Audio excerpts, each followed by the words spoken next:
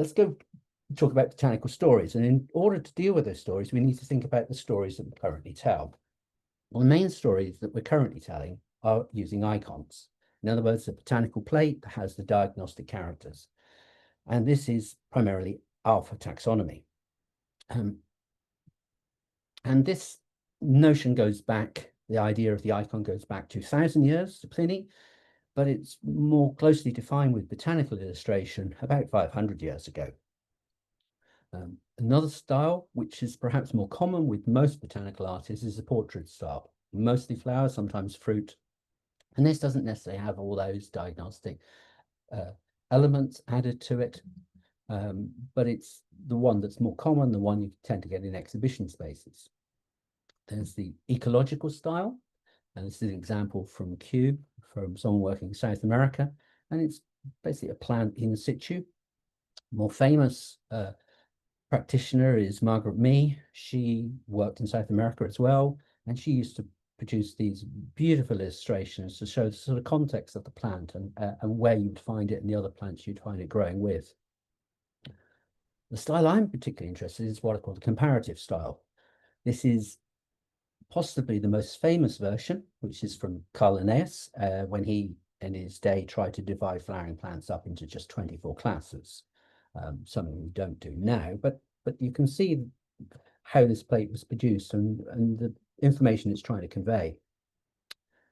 The comparative style is more common in horticulture. You'll often find cultivars of, say, plums of apples, or in this case, this is a 17th century English garden book, and they've got a group of tulips. And this means in one single plate, you can quickly make a comparison. This is work I made several years ago. This is Fritillaria ayaquana. It's from southern Honshu in Japan. And the 4 different versions of Fritillaria ayaquana you're seeing here are from 4 subpopulations. And you can see there's quite a difference right across these subpopulations. And this differs from the icon, which I first mentioned, where you typically just have one plant to represent the whole of a genus. As many of you know, the Society of Botanical Artists have their 40th anniversary show at the moment.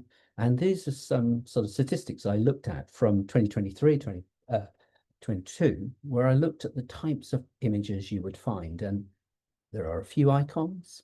There are predominantly portrait images. There are a little bit of the ecological and the comparative style, but very, very minor, and a little bit of other themes. And I contrast this with looking at the Royal Horticultural Society shows in 2023, 24, which are now at the Saatchi Gallery. And you see there's quite an even distribution between icons and portrait images. Ecological and comparative style are a little bit higher than you would get in the Society of Botanical Artists. But it's quite an interesting aspect to see where the predominance of these sorts of images come into being. So who are you communicating with? Who are you communicating for? So these are the questions I think you need to ask when you're making your images. So is it to scientists, the general public? Is it part of an exhibition? Is it to your peers, yourself? Or are you representing the plant, trying to tell a story about the plant itself?